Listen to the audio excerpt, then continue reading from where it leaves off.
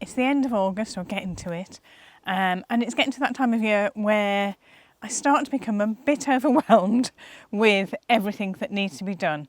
I've only got so much time I can spend on the garden, and there just seems a lot to get done. My main aim this week is to sow some hardy annual seeds.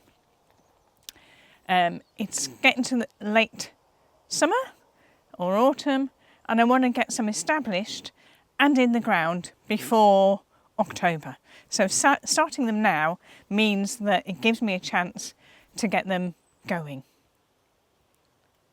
But to get to that point, there is a whole heap of other things that I would like to do, but whether I get the chance. So I need to rethink how I'm going to attack this and then crack on. If we haven't met before, hi, I'm Nicola. I'm a home gardener from Shropshire in the UK, and I like to grow flowers. I like to grow them as efficiently and productively as possible.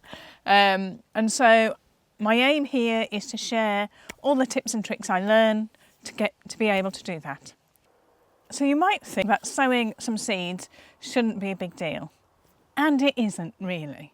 I'm just putting more pressure on myself because I normally sow my seeds in deep seed trays. At the moment, all my deep seed trays are used up with biennials, so I haven't got those planted out. So I need to plant out the biennials to free up those seed trays. To be able to plant up the biennials, I want to put some compost on the beds first, lift up the plastic that I have been using, the weed membrane that I have been using in that area, give it a bit of a clear up, put some new compost down, and then plant them out. But the compost needs to be turned in the compost bins to be able to access the compost that's ready. So all of these jobs stack up. And on top of that, I have all of these flowers still to pick. So it just seems to be a constant stream of doing it, which I enjoy picking the flowers, don't get me wrong. But because I'm drying most of them, there's much more process involved. So I just need to get on. So I need to rethink about my seed sowing. My first problem in the list of things that I have to do to be able to sow seeds is that I want to sow them in deep trays. So these are normal trays. The ones that I want to sow them on are slightly deeper than that. Now I think about it, these plants are not going to be in the trays for very long. So, does it matter that they're not deep? No, not really. So that's one thing that is taking a weight off my shoulders, which then if I don't have to plant the biennials, then it means I can at least get one job done pretty easily. So I have some seed trays that are reasonable, so I can plant them in that. I also have, I don't know whether you remember from another video, which I'll put up here, I have these robust module trays.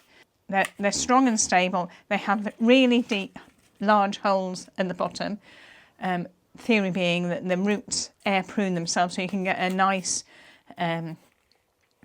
robust little seedling in them, and they're quick and easy to get out. Theory. Now, I didn't have much luck with them in spring. I think it's more me than the seed trays. I'm used to sowing in these seed trays, which require less watering. And what I ended up doing, because there's very little compost in here and a big hole, they needed watering more than I realised. So a lot of seeds didn't germinate, or if they did, I left them too long and they died through lack of watering. So I tried again with the biennials, and actually, if I think about it, I did have some success. But then because I needed them to survive longer than really the amount of compost in here allows, I then pluck them out of here and put them into the bigger seed trays. So this time, again, if I take the logic that these annual sowings don't need, I'm wanting to grow them and get them in the ground as quickly as possible. So this, in theory, should be okay. So again, that means I don't have to plant out the biennials. So maybe that's my job for today. If I use these, then there are 60 modules in here. I have a list of 12 seeds that I want to plant out this autumn to help with the dried flowers. So the seeds that I am going to sow are Orleia.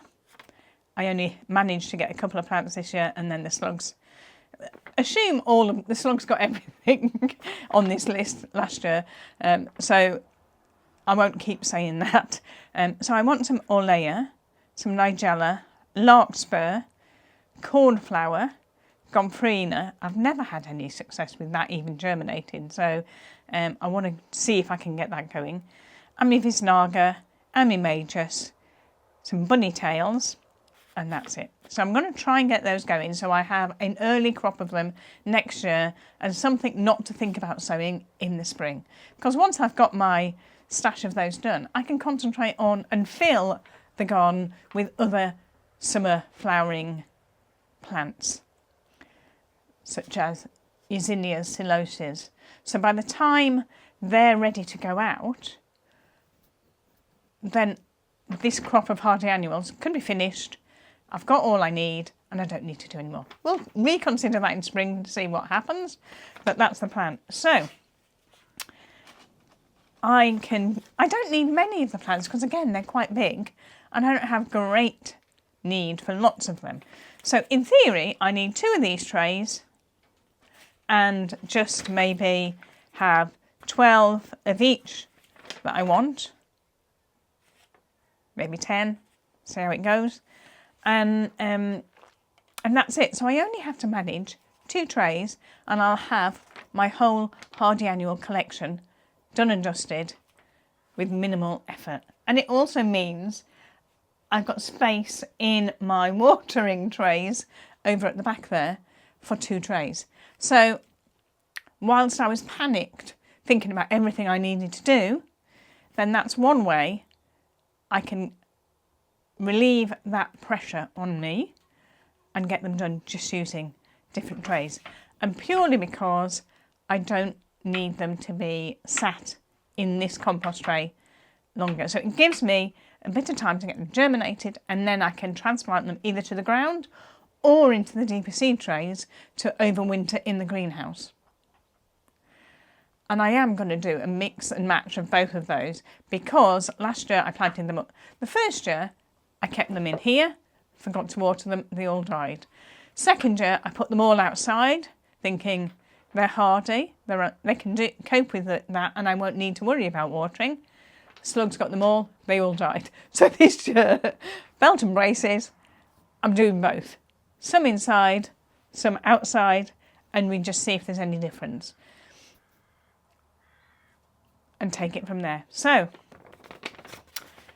given that I now have a new plan, and those jobs that I was talking about earlier, turning the compost, planting out the biennials, they still need to be done, but it's not so urgent anymore.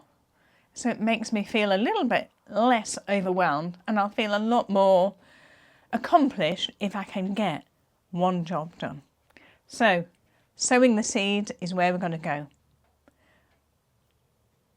And I think that's it. That's my plan. If you feel overwhelmed with all of the jobs that need doing in the garden, then let me know below what you do to try and reduce the stress and keep the enjoyment in gardening. Because we really, what are we doing it for if we don't enjoy it? I enjoy picking the flowers, but we need to get them grown in the first place. It's a circle of life.